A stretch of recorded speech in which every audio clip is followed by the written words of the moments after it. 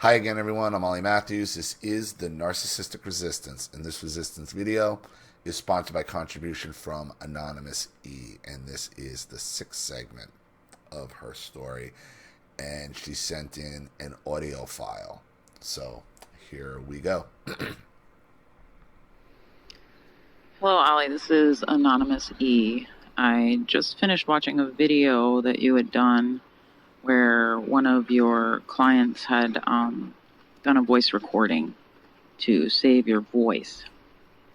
So I thought that might be something nice to do. So I'm going to go ahead and record my sixth installment so that...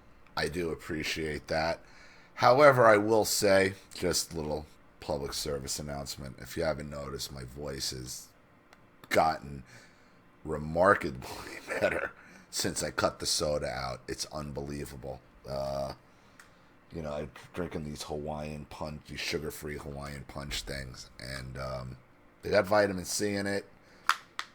I still got a raspy voice, but I'm not having the problems I was having. So, but I do appreciate these as well. So here we go. You don't have to. I'm gonna at least try to. I'm not good at stuff like this.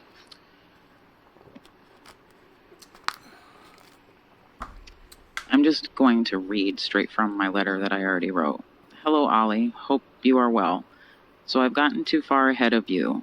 I've been rushing to, literally and metaphorically get this shit out. From here, though, I want to slow down. Give myself time to let you help me see the truth. I've forgotten to include some relevant stuff, but I've also intentionally been dishonest about Dad. I've omitted truths that are so hard to say. His appetite for porn didn't start after the divorce. He used to take us to the video store, and he'd go in the little curtained-off room. You're not telling me anything I didn't already figure here. Okay? I was figuring we were probably getting up to this. Like I said, these type of behaviors don't start in a vacuum. Okay? I assume the porn thing had been an ongoing thing. It's not something that just picks up after a divorce. So, you may think that you're omitting something like that, but it's already assumed. You could catch a glimpse of all the flesh when the curtain was pulled back, but the case he brought home was just tan, with a plastic sleeve going just around the center, underneath which was typed the title and the info. Just the titles were enough to hurt me. He thought he was fine hiding them on top of the fridge, with a teenage son at home and a 7-year-old son. I think I was about 9 or 10, not long after the tree incident, when I woke up in the middle of the night. That was rare, but I was thirsty.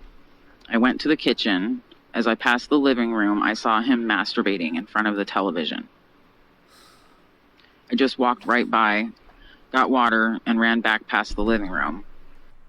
Understand something. This is something most of us have dealt with these type of narcissistic perverts. You're not breaking. For you, you're not breaking new ground in this community with this type of stuff.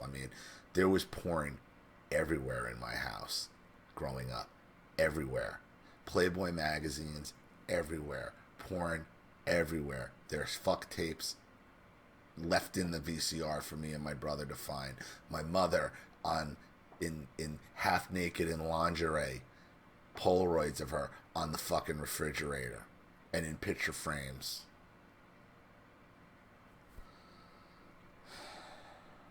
I didn't know what he was doing, but I knew it was private. Shortly after that, I remember Dad having the masturbation talk with all of us, all three of us, together in the basement. No drunkie. So my little brother was like 7. He wasn't telling us because... Think about what a pervert savage you have to be that you got to talk about jerking off with your 7-year-old children. That it's such a problem that you can't stop or won't stop. He wasn't telling us because any of us were ready for that talk, except maybe B. He was telling us because I had seen him masturbating, and I guess maybe he was too embarrassed to have the talk without them there, like as a buffer. Or maybe he thought I told them, but I didn't understand that then. Of course I hadn't told them. I didn't understand any of it. It took me years, no, decades, to even realize the two events were connected. I just knew males were gross and crude, and he and B had weightlifting stuff set up down there, and big posters up of not porn, but like women in really hardly anything, with perfect bodies, super provocative poses. There was this one lady I thought was so beautiful. I wanted to look just like her when I grew up. That traumatized me, and I questioned my sexuality for a really long time after that, even though I'd always had crushes on boys and never girls. Wow, I hadn't thought about that in a long time. I can't believe how much impact some of these little moments can have. So that masturbation talk with Dad and brothers in the basement with those images on the wall really traumatized me. That was so fucked up. I also remember him staring at me a lot and being really uncomfortable and just trying to pretend I didn't notice. I remember being terrified. In addition, he was crude as well as drunky, and he spoke about women in dehumanizing ways. This is just one example, and this is embarrassing for me to type, but one of his favorite expressions was, "That one looks like she could suck the chrome off a trailer hitch." He had no problem saying stuff like that in front of all of us, as well as poking fun about my developing body in front of everyone. It made me hate my body so much. Apparently, they were displeased with the shape of my breasts, so my nickname was Rocket Ship Tits for quite a while. Who was? Your parents were calling you rocket ship tits?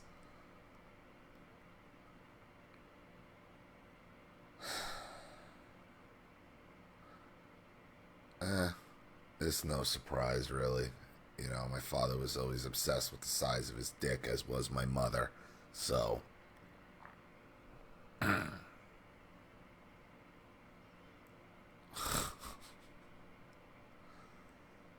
oh, she used to ask. She's like, "Is it big like your father?"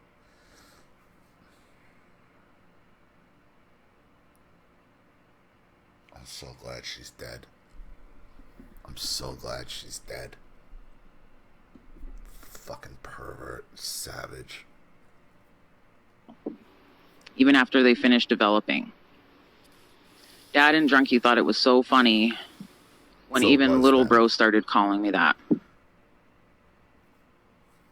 Yeah, that's sexual abuse.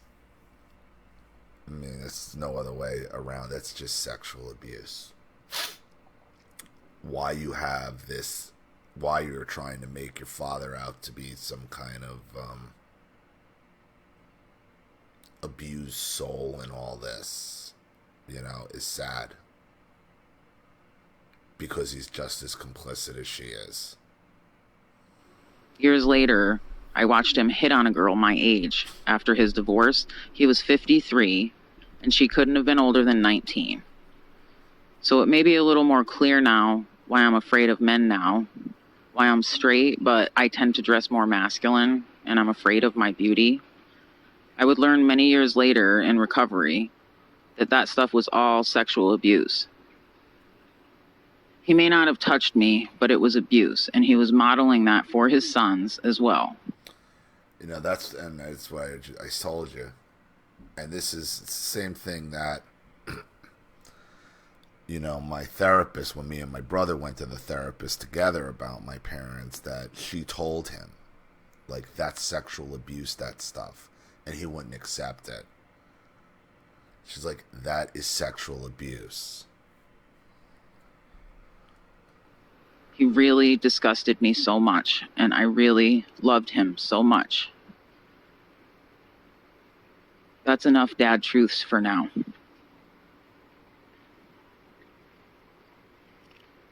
Picking up where I left off, the trip from California to Arizona after Dad died, B's generally deviant behavior and the uncomfortable drive. Last stop, Drunkies, and I would finally be done with the whole terrible trip. We went in the house, and I remember she was sitting at the kitchen table. I don't remember if I sat. I just remember watching her like a hawk. She had started to cry. I couldn't tell if she was acting. Bob was literally buzzing around the house, acting like a crackhead, not staying still, going from room to room, but not engaging with us. Anyway, somehow the conversation came around how Dad was never a good husband, how he was a decent father, but just not a good husband. Oh, but it wasn't his fault. His own father, my grandfather P, he was a monster, and he'd been a terrible example to him. It had started with Drunky saying this in a quiet, poor, injured deer persona that she likes to pull out at times like this. Then B started agreeing, and even little bro. Oh, shit. I didn't move. I didn't speak, but in my head I was screaming. How is this conversation appropriate right now? No cause of death yet, no service, but you're already having to make sure your golden children know this about their father, that everything was Dad's fault. Most importantly, that nothing is your fault. I held my tongue. That would be all she had to say about Dad. And that's just all that is her projecting her guilt. That's her projecting the blame because she knows she fucked him over. Now, that's not to say that your father didn't deserve to be fucked over either. Don't pity. Why pity the narcissist? You see, they're both narcissists, as I've told you. And when two narcissists turn on each other, or neither one deserves any pity.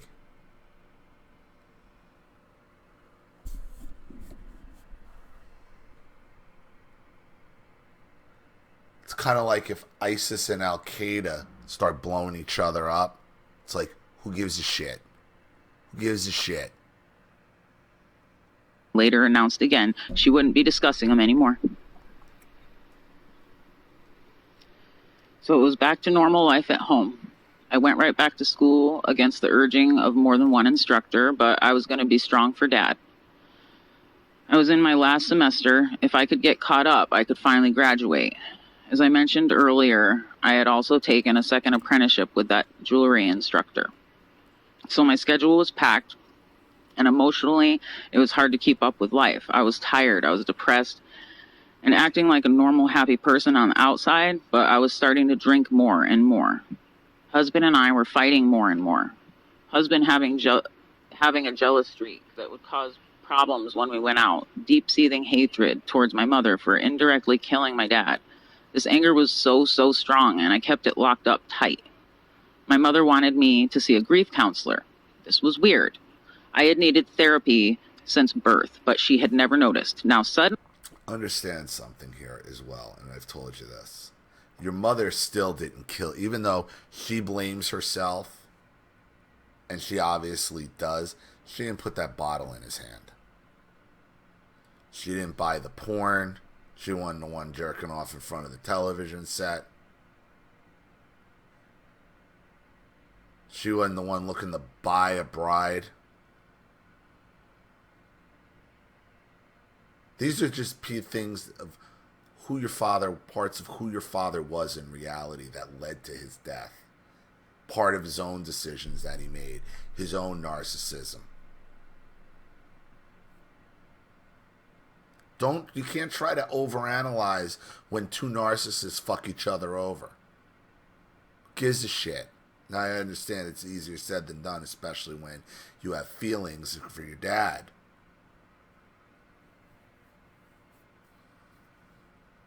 Your father was a bad guy.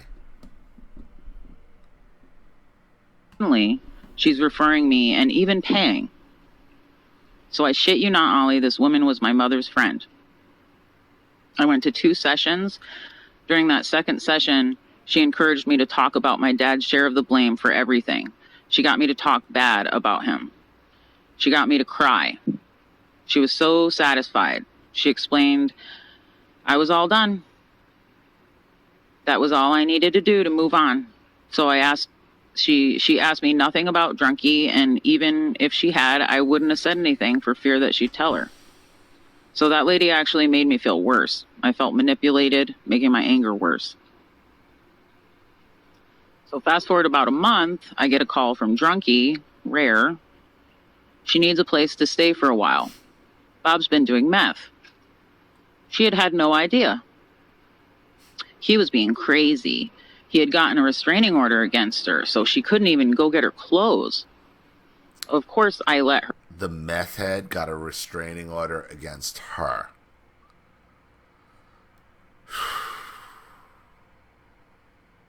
That's methed up. I was totally pissed at her still, but I let her. We were really uncomfortable with her there, but I let her.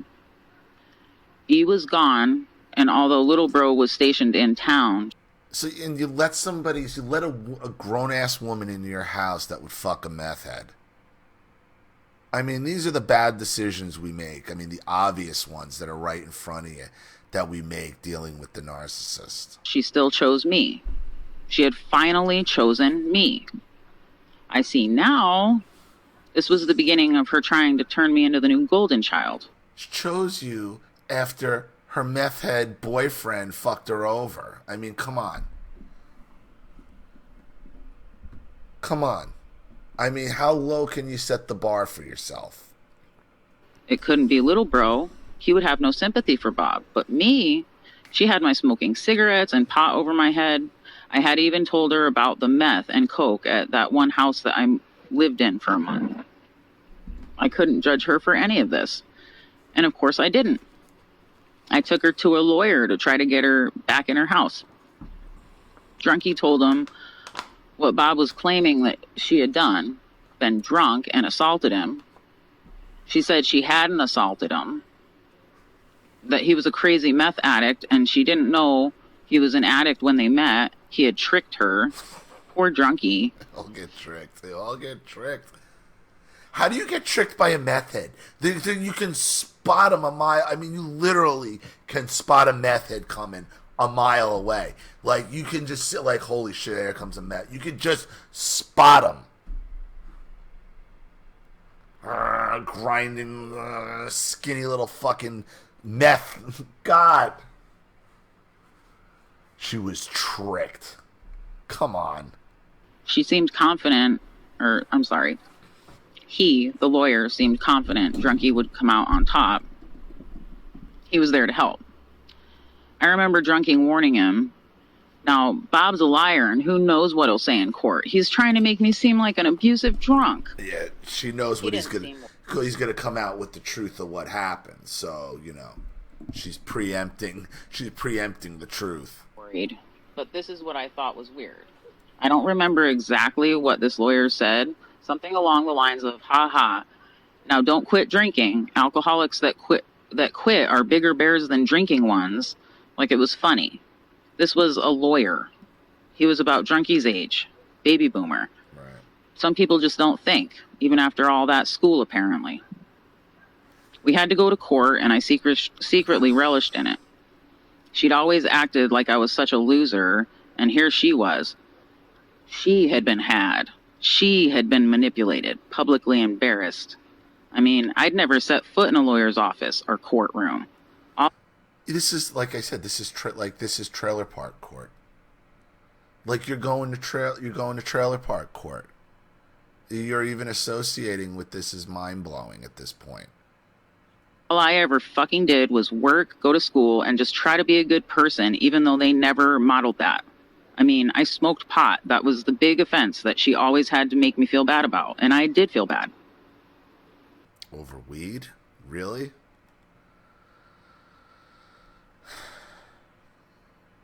As she's fucking meth heads, you know, drinking her face off. Anyway, Drunkie gets back in her house and it's trashed. He had put a padlock on my brother's old room at the end of the hall. That's where he'd been staying, I guess. It was adjacent to Drunkie's room, and he had sawed a hole like a foot wide to eavesdrop on her. He had tied shoes together and thrown them in the tree in her backyard. This was a man in his 40s. He's like 12 years younger than her about. Dad's shop was a mess, covered in random... So now your mother's also fucking younger guys. 12 years younger. I mean, come on. Come on. This really is Trailer Park Boys. I mean, it just is. Spray paint. There was spray painted stuff all over the house, too. It took me a while to figure out he wasn't doing craft time. There were glass pipes that didn't look like weed pipes. What else? Well, you get the picture. Yeah. Oh, what? A meth head would have meth pipes? Go figure. Go figure. A guy smoking meth is going to have meth pipes. Bob isn't a mature person. So I remember going up a couple times to paint and clean and stuff. She had everyone helping her. Her friends from work even pitched in to help poor Drunkie. I remember her saying like really nice things in front of her friends, introducing me as her talented daughter and talking about my work to them and stuff. One of her friends even became a client. They were all saying I should go to happy hour with them next time they go. She was getting smarter. She realized she couldn't manipulate me if I wanted nothing to do with her. She had to make me the new golden child. I remember going with them to happy hour one time after a lot of convincing and bringing husband. It was really uncomfortable for me. Her friends were closer to my age, except one who's also closet alcoholic. Drunkie was so embarrassing, just, the crudeness, being overly handsy with husband. I remember she was going through this phase where she thought it fashionable to wear thong underwear and low-rise jeans. You ever seen this, Ollie? It's a thing, I guess. Walking around. So if Bob, or Ricky, I'll call him, Ricky Bob, is in his 40s and she's at least 12 years older than him. She's at least in her 50s to early 60s.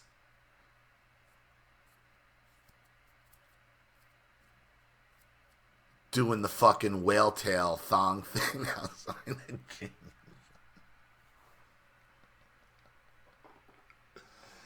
Oh, Christ.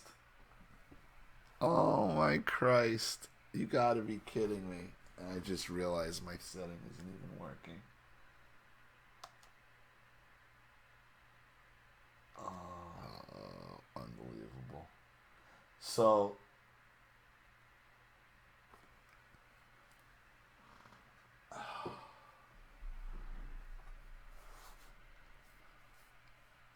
This is Trailer Park Boys. I mean, I know I said it the last video.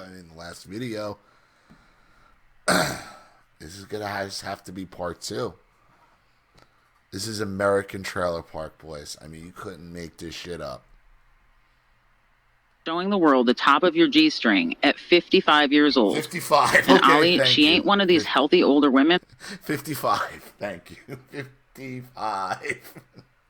Showing whale tail. Okay. Awesome. That look great for their age. Just ew. It also may be relevant that B at this time was married and had a new baby. That marriage soon ended because of my brother's verbal, emotional, and physical abuse. But back to Drunkie.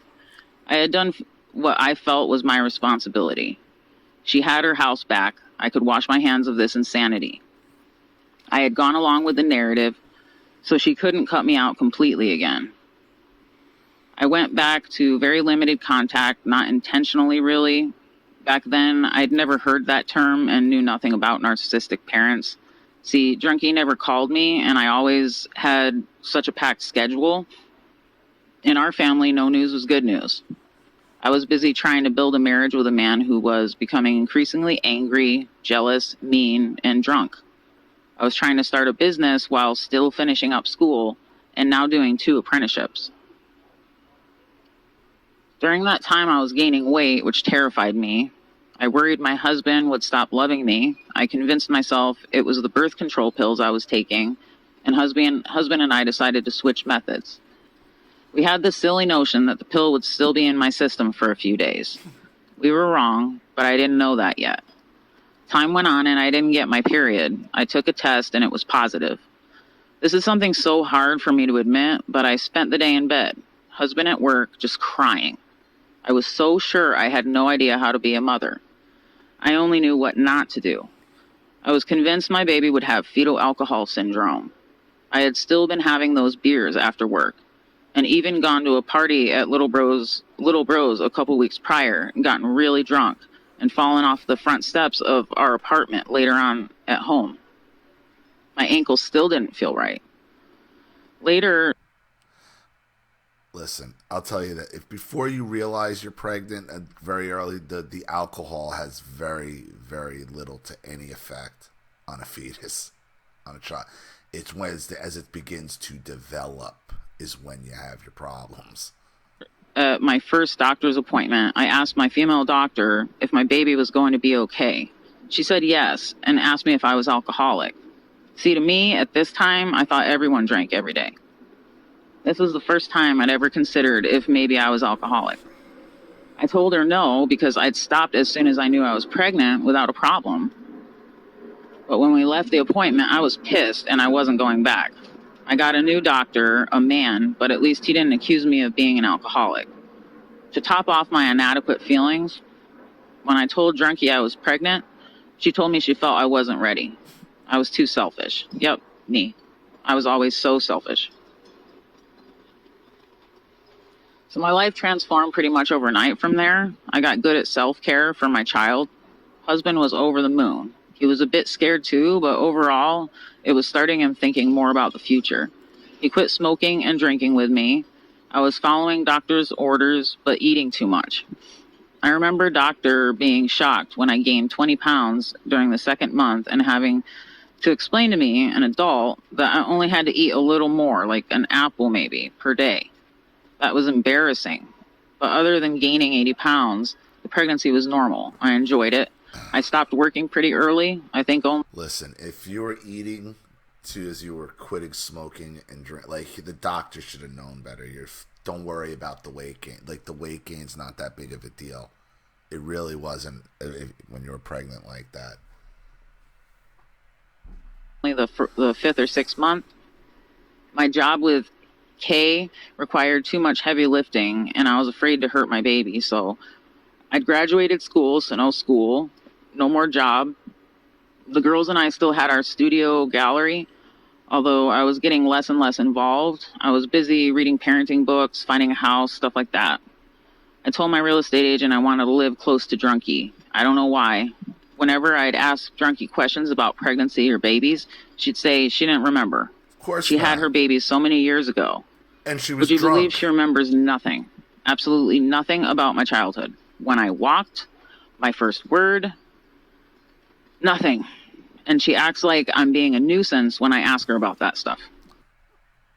Because you are a nuisance. Don't you get it? Don't you get it? You are always a nuisance. Always a nuisance. That's all you were, ever, was a nuisance. Until she needed you. And then you came running. And then once she don't need you again, you go right back to being a nuisance again.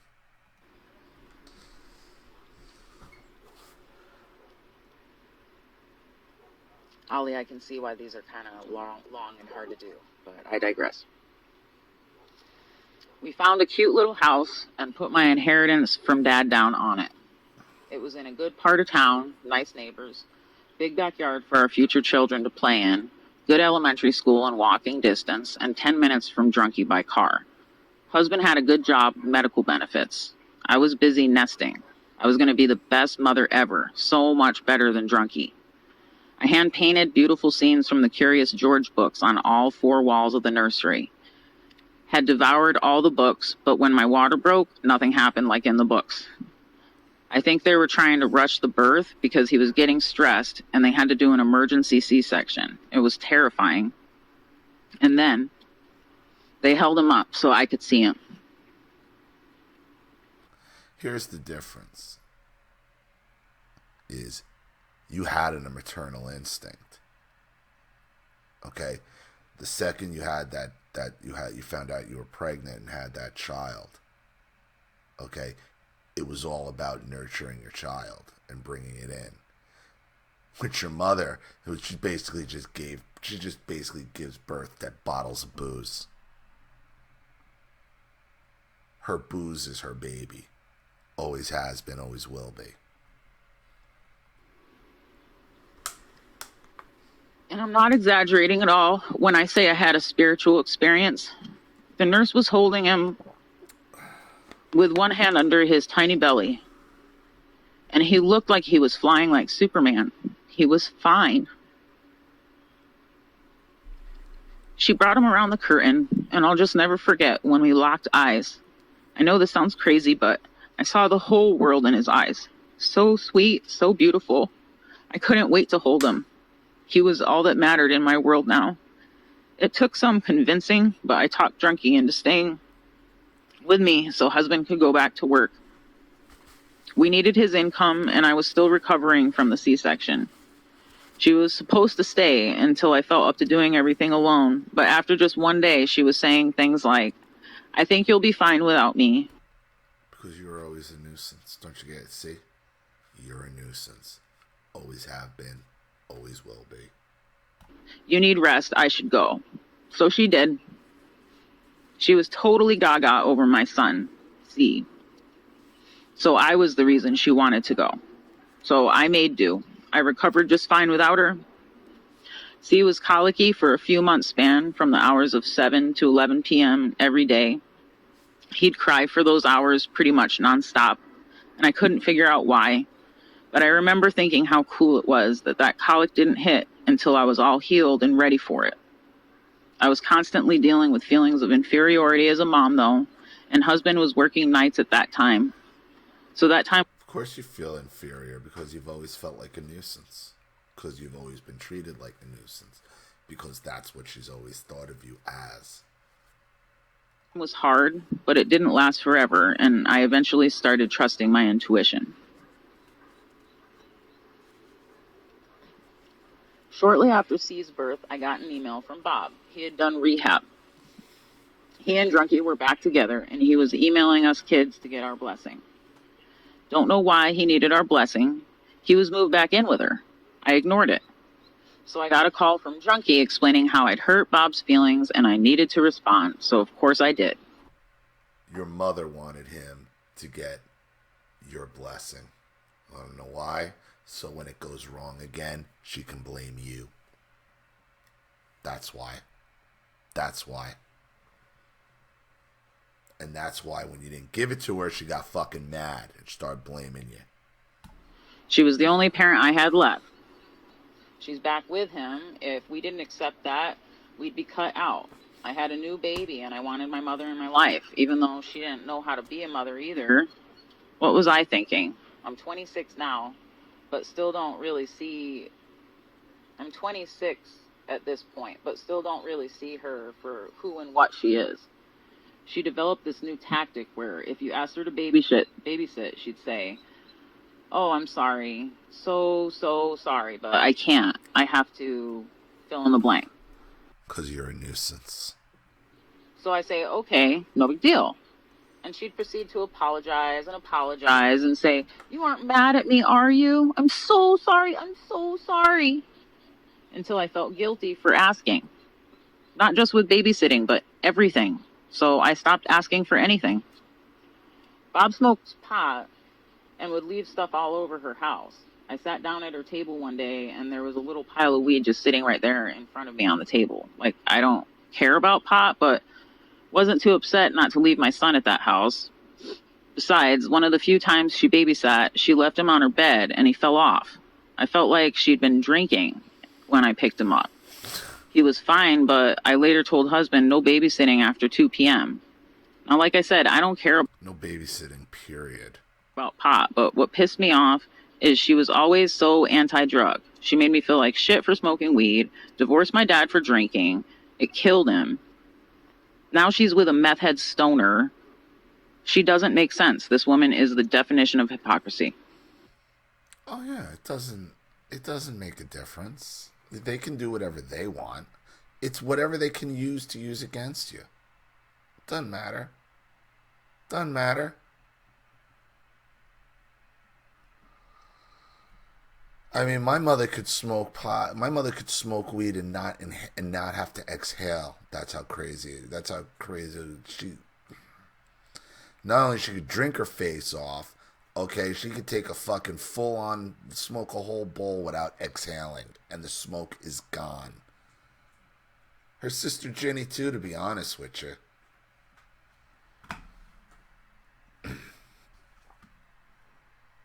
Shit, I smoked weed with all three of them. All three of her sisters.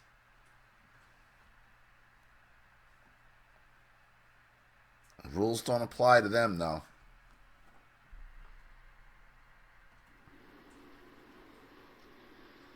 So C's first year was pretty much just him and me. Husband always worked a lot. I remember having so much fun doing even the simplest things for him. I love the feeling that it gave me when I was in tune and he was comfortable. I still love that feeling. When my kids are comfortable. I spent my childhood uncomfortable, and this was my chance to make a better start for mine. I think this has gotten long enough, and I'll break here. Until next time, Anonymous E. Thanks, Ollie. Well, I'll say this. You were always a nuisance to her. Always. And it's just sad. It's just sad. The porn addiction, the blame shifting, they're both to blame equally. Period. Trying to say, she caused it, he caused it. I mean, his own decisions caused his death. Did she contribute to them? Of course. But they both chose to be narcissists, and they both chose the path they walked on, so they deserve it. But as it relates to you in your life, I mean, the thing you have to realize, and you have to always remember, is that you always were and you always will be a nuisance to the narcissist. Period.